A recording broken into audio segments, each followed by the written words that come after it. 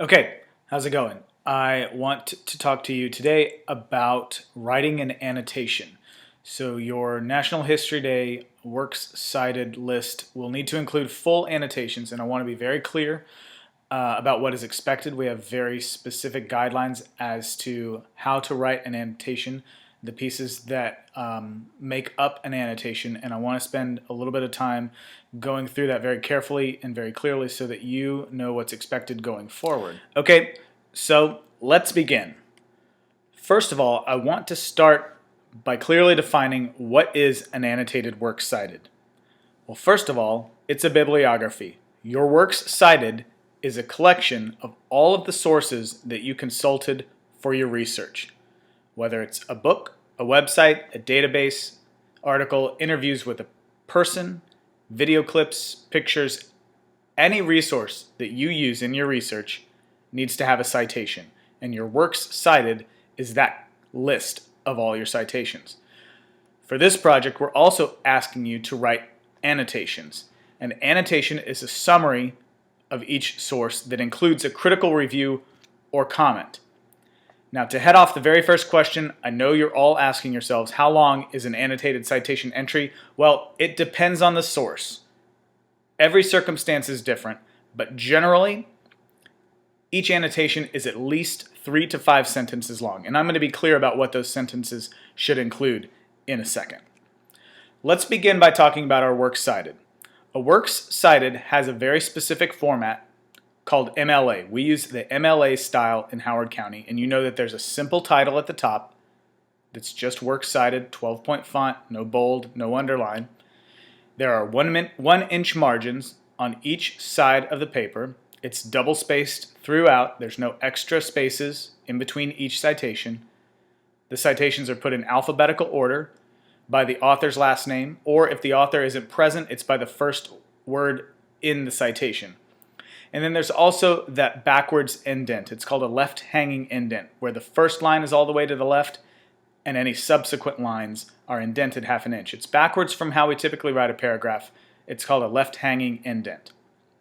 Now, all that formatting is very important, but it's also very easy. If you're using Noodle Tools, Noodle Tools will take care of all the minor formatting details like punctuation, fonts, spacing, ordering, etc., all for you. It makes very easy work of this, okay? There's also a model in your agenda book on page 14. You can refer to that model to make sure you're on the right track in creating your works cited list. Now, I think you're all very comfortable with that at this point, so I want to spend the bulk of our time talking about annotations.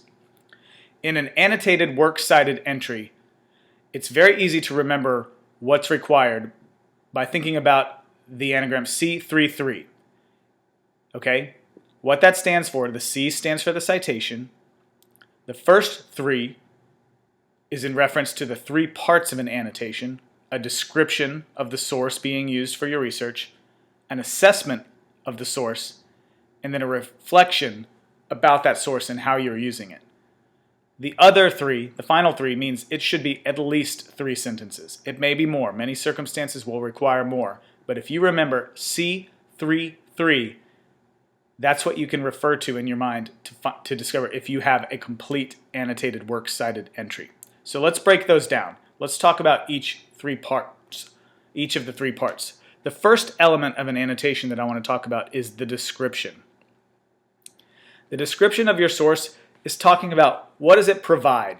Does it provide facts, images, multimedia? You can tell us, is it a primary source or a secondary source? Okay, you want to basically give a brief description of what type of source it is that you're using. You also want to talk about what topics are reviewed or introduced. For a book, you could look at the table of contents to get a general overview of the topics. If you're looking at an article, whether it's print or online, you could look at subject headings, or maybe an abstract if the article has an abstract, to get a general idea.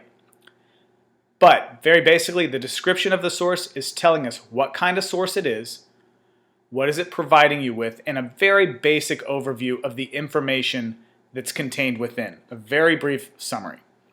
That's the first element of an annotation, the description. Now, just to help, I'm also giving you some sentence starters for the description piece. This might help give you some ideas. Now, you're by no means bound to use these. These are suggestions only. You are allowed to use these, but I would also encourage you to use these as a jumping off point and come up with some on your own as well. So you could start a sentence by saying, this source provided an overview on blank. Fill in the blanks with whatever the overview is about with your particular source. Or you could state, in this article, blank, blank, and blank were explained. You're telling me a basic idea of what is covered in this article. Okay, the other two sentence starters should be self-explanatory. Feel free to use them. Feel free to improve upon them. They're by no means something that you have to use. I just wanted to give you an idea of what a simple, successful description could look like.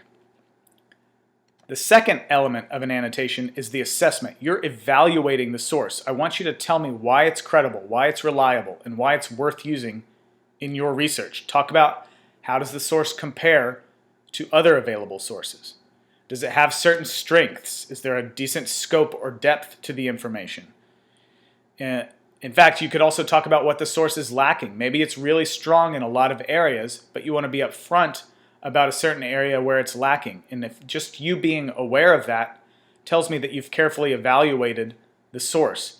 And if you're still including it, it means it must be important to you. So that's telling your reader, in this case me and Ms. Sharbaugh and Ms. Schaefer, that you've put a lot of thought in consideration into evaluating your source. You want to tell us, does the publisher or the author have any credibility or authority? Are they an expert in their field?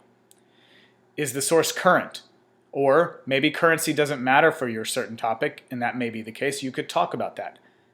That's what the assessment part of an annotation is going to do. Some sentence starters for the assessment might look like, unlike one book's title, this source provided blank.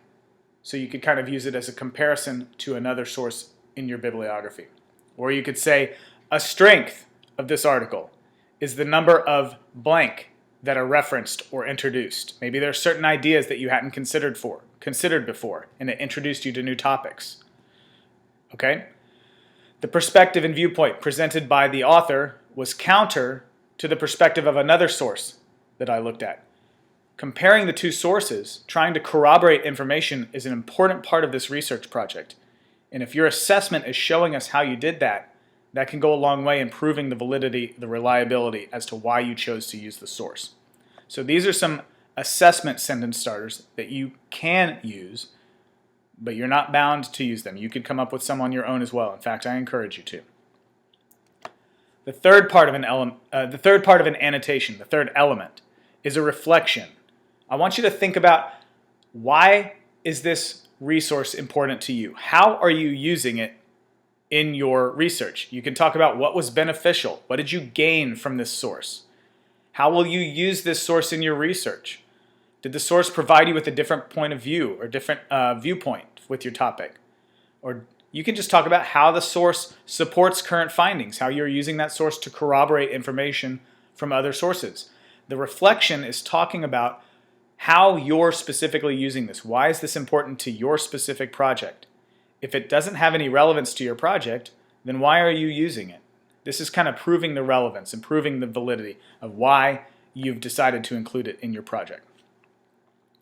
Some sentence starters for the reflection.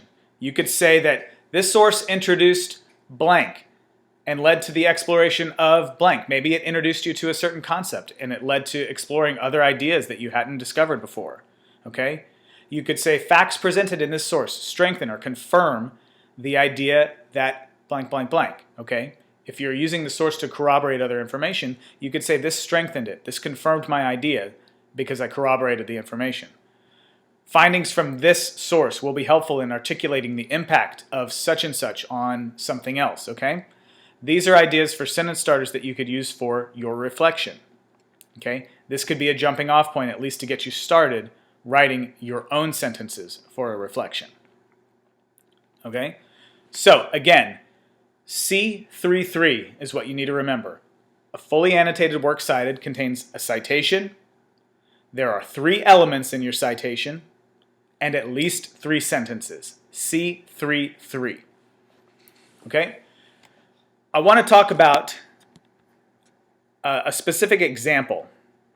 I want to show you a specific example. So I pulled up an article in one of our research databases. I just searched a topic. I searched child labor, and I read this article, and I thought, well, this is a really great article. It's got a good overview of the topic, a lot of things that I didn't know before, and so I thought I would use this specific article as an example for writing an annotation. So put yourself in my shoes. Imagine that this is my History Day topic.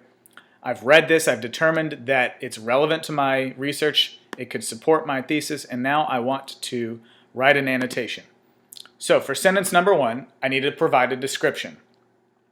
After reading this article, I feel like a decent description could be, in this article, an overview of child labor around the world was discussed, focusing on working conditions for children, the impact of child labor on the welfare of children, and the reaction from government agencies. That's a very basic description of this article. It talks about what I discovered. Sentence number 2, I need to provide an assessment. I want to evaluate the article. So I said, while this source did utilize in-text citations, a reference list was not included. So while I was reading it, I noticed in-text citations, and I thought, that when I got to the end, it would tell me the citations that I could use to explore further resources. I would be able to use that bibliography to find other resources, but it wasn't there. And that kind of raised a little bit of a red flag because the author didn't include their citations. Now, I still think that overall it's a reliable source. It gave me a lot of good information, but I wanted to be upfront and clear that part of my evaluation was noticing that it didn't include a reference list. So that's my assessment. Then, sentence number 3, I need to provide a reflection. Why is this article important to my research? How could I use this? And I said, because this article provides such a comprehensive perspective, several relevant child labor subtopics were revealed for further investigation. I think if this were actually my topic, one of the best things about this article was it opened my eyes to other subtopics that I was unaware of. So I could use this article as a jumping off point. It's like a portal that led me to further investigations. And that was the most important piece that I took away from this article. So if I take those sentences, the description, the evaluation, and the reflection, and put them together, here's my full annotation. My full annotation says, in this article, an overview of child labor around the world was discussed, focusing on working conditions for children, the impact of child labor on the welfare of children, and reaction from government agencies.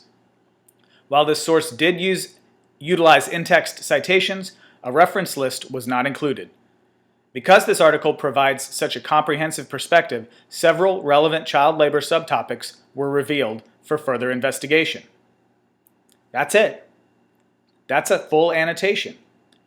And if I do my work in Noodle Tools, like I know you're doing, Noodle Tools provides a text box where you can type that so that whenever you print out your final works cited, you can see I've got a citation, and the annotation begins immediately after the citation. It's not on the next line down. There's not an extra space in between. After the last element of the citation, there's a space, and then it immediately begins with the annotation. And if you're using Noodle Tools, all of this is done automatically.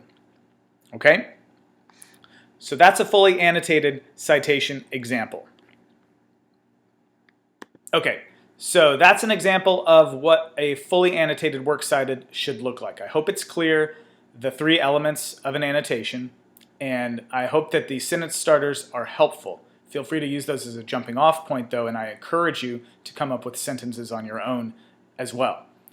Now what I want you to do now, right below this video, there's going to be 2 links. The first link is a very short, simple quiz that just reviews the points discussed in the video. It's my way of verifying that you paid attention during this video and that you understand going forward the elements of an annotation and what is expected with the annotated works cited. It's just my way of knowing that you watched this video and paid attention. Okay? The second link below that is going to be a very simple Google form where I want you to submit a completed annotation. You're submitting a completed annotation to me because we're going to do an activity in class that involves some peer editing and peer review. And so I'm going to shuffle the annotations and anonymize them so that people don't know who they're reading, or people won't know that they're reading yours specifically, so that we can edit them together and work on helping each other write a stronger annotation. So 2 links right below this. Complete both of them for homework in advance. I'll put the due dates next to them in the text. And I'll see you in class. Thank you very much.